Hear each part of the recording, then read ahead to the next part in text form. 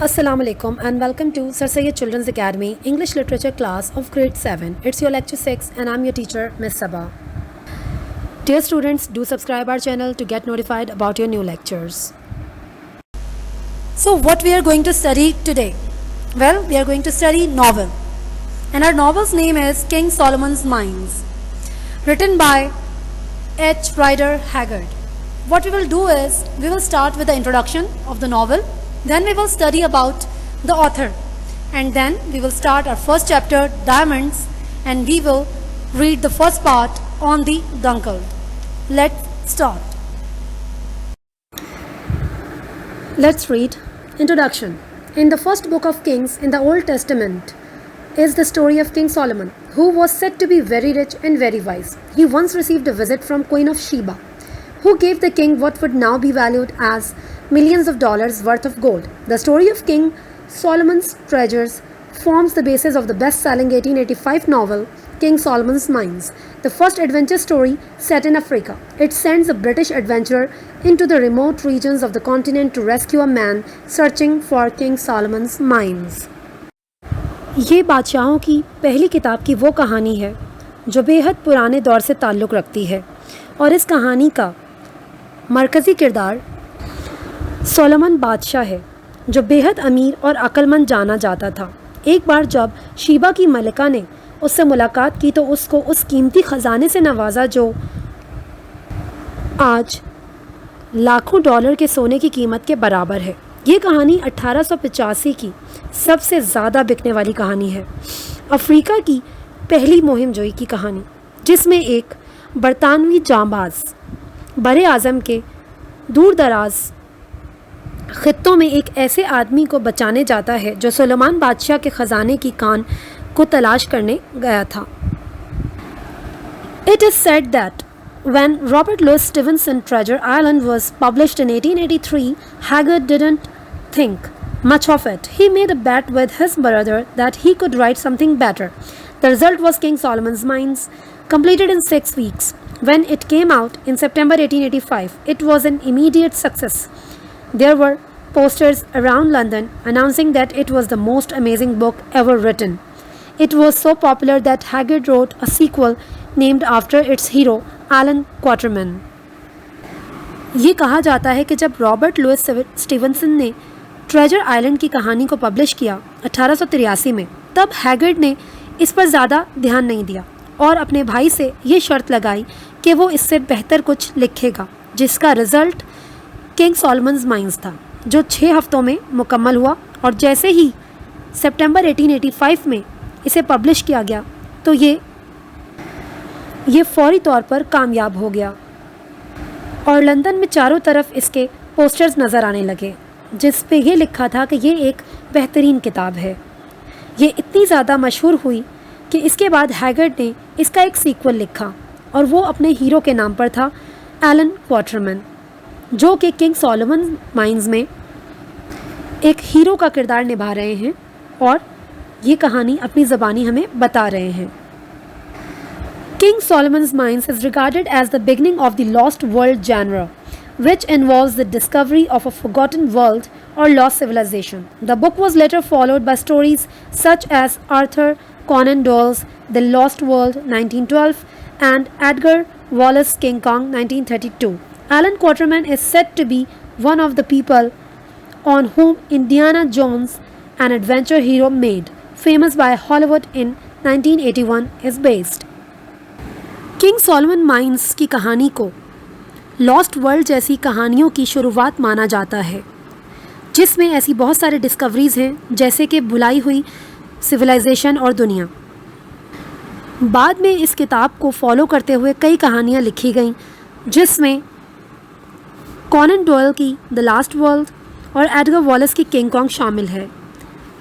Elon क्वाटरमैन को उन लोगों में जाना जाता है जिन पर इंडियाना जोन्स जैसे हीरो की फेमस कहानियाँ हॉलीवुड में 1981 में लिखी गईं।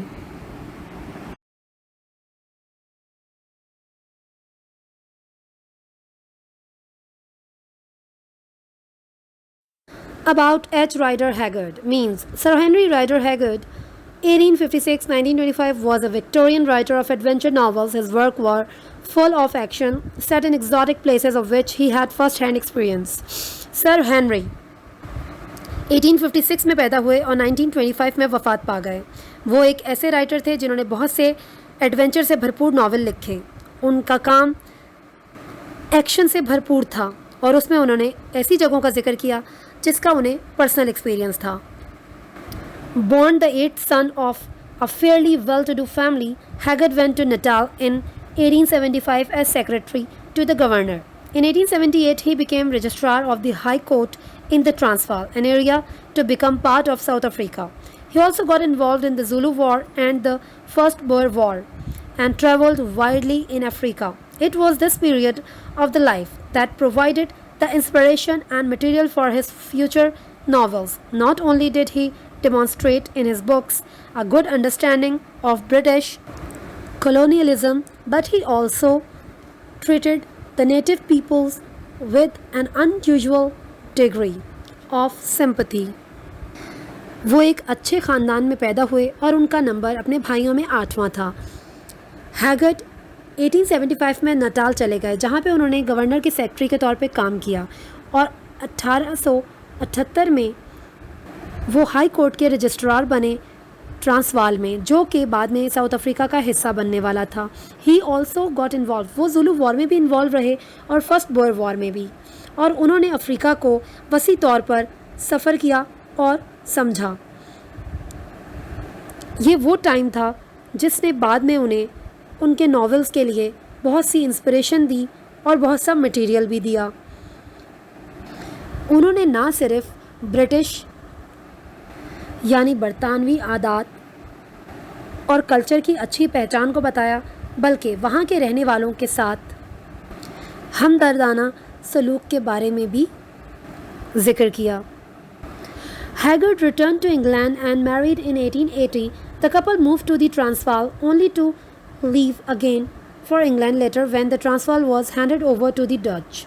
Much of his time was then taken up writing. However, his book Dawn 1884 and The Witch's Tale 1884 were not well received. King Solomon's Mines 1885 turned out to be a great success and was followed by 3 novels set in Africa, She, Jess and Alan Quatermain, all published in 1887. Haggard England वापस चले गए 1880 में और शादी कर ली और फिर ये कपल ट्रांसवाल में चला गया, लेकिन कुछ अर्से बाद ट्रांसवाल से वो वापस इंग्लैंड आ गए, जिस ज़माने में ट्रांसवाल को डच के हवाले कर दिया गया था। उनका ज़्यादातर वक्त लिखने में गुजरा। उनकी 1884 की किताबें डॉन और विचेस टेल इतनी मशहूर नहीं हुई जितनी 1885 में किंग सॉलमन्स माइन मशहूर हुई, और इसके बाद 1887 में उन्होंने और 3 नॉवेल्स लिखे जिनके नाम थे शी, Jess and Allan Quatermain. During his career, Haggard wrote over 40 books in total for his public services. He was knighted in 1912. He died in London in 1925. His autobiography, The Days of My Life, was published the following year. अपने career के दौरान haggard ने तकरीबन 40 किताबें लिखीं।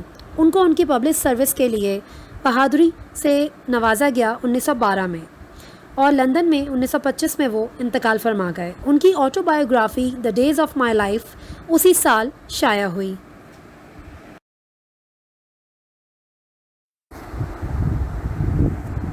Diamonds on the Dunkeld. I have done a great many things in my life. I have been trading, hunting, fighting or exploring since I was very young, and yet it is the only 8 months ago that I made all my money. It is a great deal of money and I do not know even now exactly how much. However, I do not think I would want to live through the last 15 or 16 months again for it, even if I knew I should be safe at the end. But then I am an easily frightened man and dislike violence. Also, I am rather tired of adventure.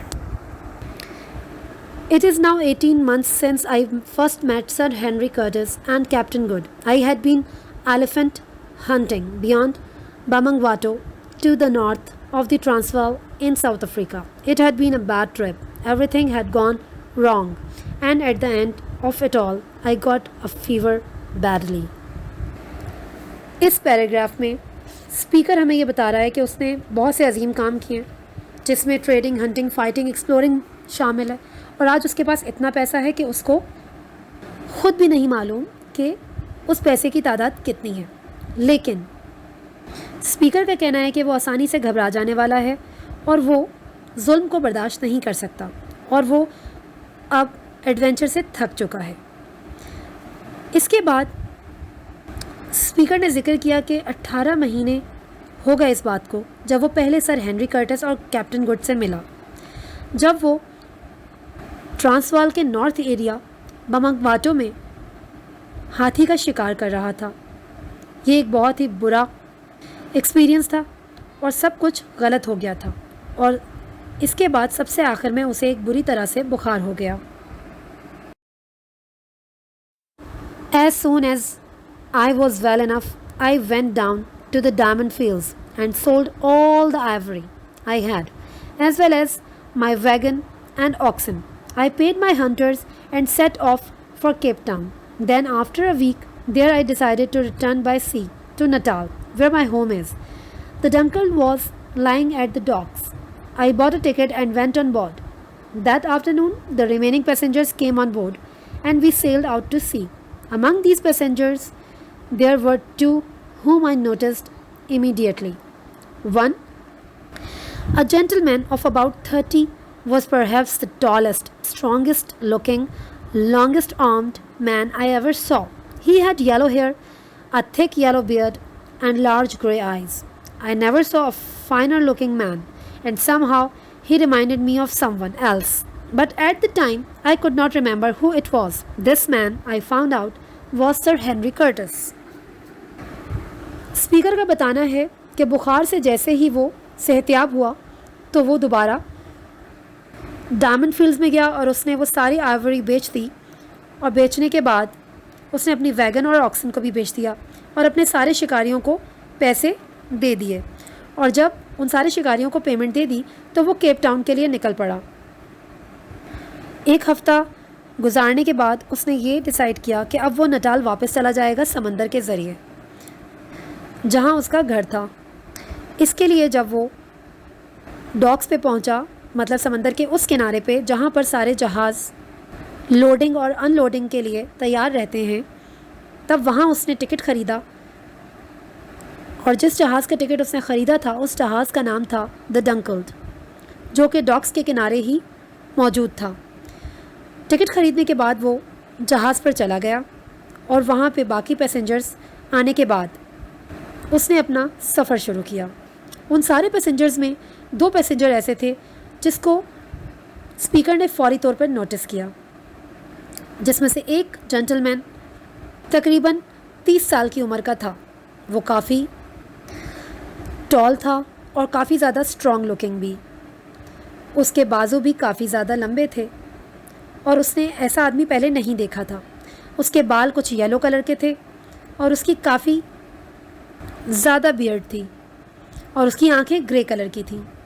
उसने इससे ज़्यादा अच्छा दिखने वाला आदमी पहले नहीं देखा था। स्पीकर को यह आदमी किसी की याद दिला रहा था, लेकिन उस वक्त स्पीकर ये नहीं जानता था कि वो आदमी उसे किसकी याद दिला रहा है। इस आदमी का नाम था sir Henry Curtis. The other man was quite different. He was broad, of medium height, dark, rather fat, and very neat. He wore an eyeglass in his right eye. It seemed to grow there, for it had no string, and he only took it out occasionally to wipe it. In the first weeks of our friendship, I thought he used to sleep in it, but afterwards I found out that this was a mistake. He put it in the pocket of his trousers when he went to bed, together with his false teeth, of which he had 2 beautiful sets. I found out his name by looking at the passenger list. It was Captain John Good. He had been a naval officer but was now retired. At dinner that night, I found I was sitting opposite these 2 gentlemen. It seemed that they were very interested in elephant hunting, and it was not long before we got talking. When dinner was over, Sir Henry invited Good and me to his cabin for a drink and chat. Speaker ने जिस दूसरे आदमी की बात की वो थोड़ा सा अलग था। थोड़ा सा मोटा और कम कद वाला, थोड़ा सा सांवला और थोड़ा सा मोटा भी, लेकिन बहुत ही साफ़ सुथरा रहने वाला। वो एक आई ग्लास लगाता था और ऐसा लगता था जैसे वो हमेशा उसकी आंख पर ही रहता है। उसके साथ कोई स्ट्रिंग अटैच नहीं था और वो उसे कभी कभी निकाल कर साफ़ करता था और फिर उसे वापस लगा लेता था। शुरू के हफ्तों में मैं ये समझता रहा कि शायद वो इस ग्लास को अपनी आंख से सोते में भी नहीं निकालता, लेकिन बाद में मुझे पता चला कि वो सोते वक्त अपने ग्लास को रिमूव करके अपने ट्राउज़र की पॉकेट में रखता है, साथ साथ उसके दांतों को भी, जो कि नकली थे। उसके पास उन दांतों के 2 खूबसूरत सेट मौजूद थे। मैंने उसका नाम पैसेंजर की लिस्ट से देखा। उस आदमी का नाम कैप्टन जॉन गुड था और वो एक नेवल ऑफिसर हुआ करता था, लेकिन अब रिटायर हो चुका है। उस रात डिनर पर मुझे ये पता चला कि ये दोनों जेंटलमैन मेरे साथ मेरे सामने बैठे हैं। बातों बातों में इस बात का अंदाज़ा हुआ कि वो दोनों भी हाथी का शिकार करने में बहुत ज़्यादा इंटरेस्ट रखते थे और हमें बातें करते हुए इतनी देर नहीं हुई थी कि सर हेनरी ने मुझे और कैप्टन जॉन गुड को अपने कैबिन में बुलाया आफ्टर डिनर कुछ बात करने के लिए।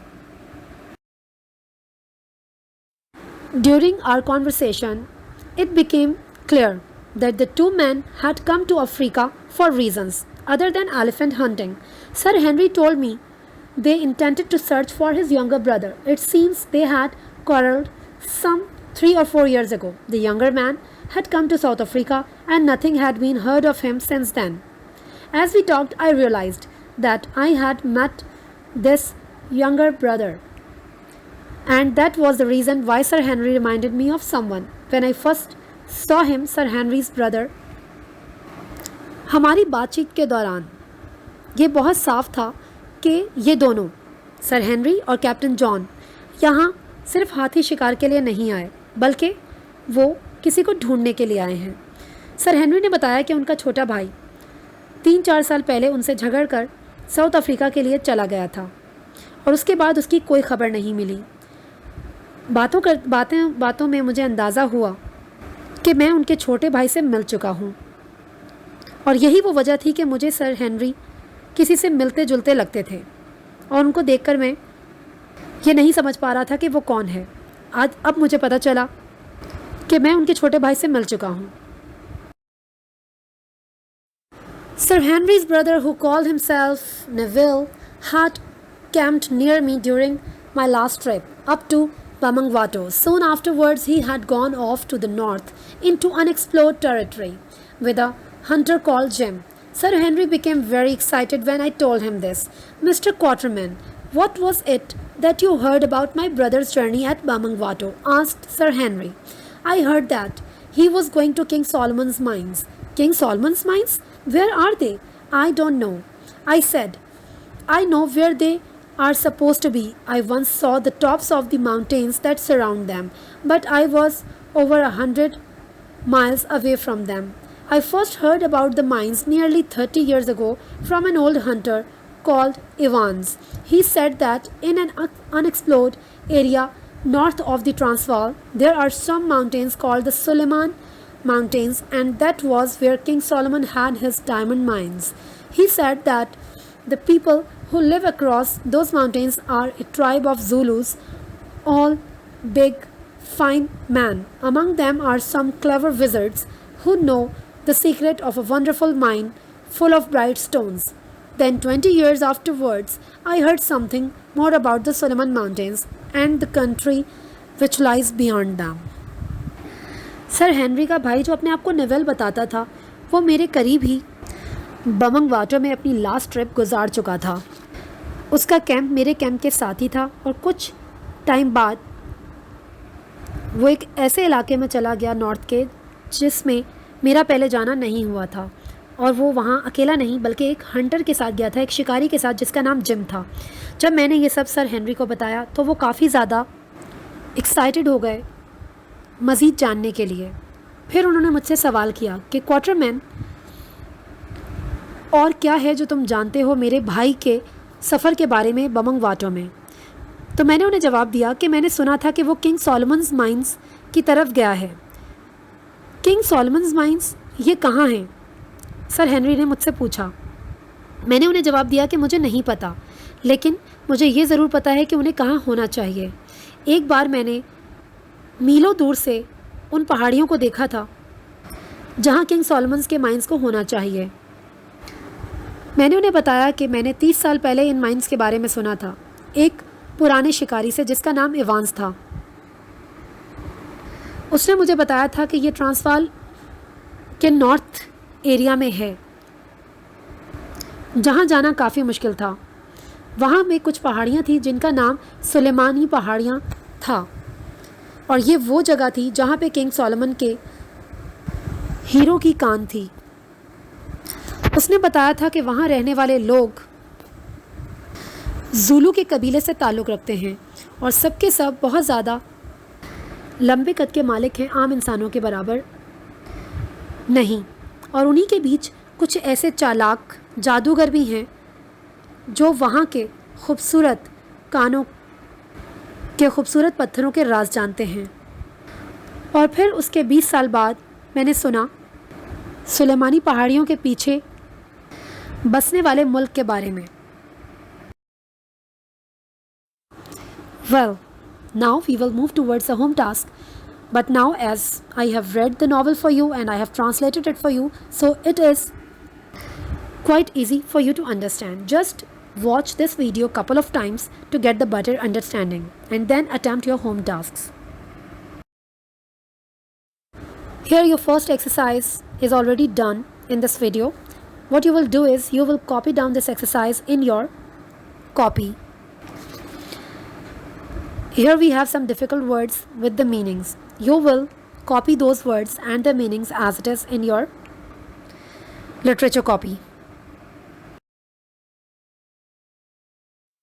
Here in exercise B, you will copy down these questions in your literature copy and write the answers according to your understanding of today's explanation. You can use your book to write the answers. Here in exercise C, reference to the context. Here I have given you two situations. You will read the first part of your first chapter and then you will write answers to these references of the context from your book. You will write who said these words and to whom, and then you will describe this situation in your own words. And this exercise will be done in your literature copy. That's all for today. Keep learning with SSC Official YouTube channel, and to do that, please subscribe now and press the bell icon to get notified about the new lectures. I'll see you in the next lecture. Till then, take care. Allah Hafiz.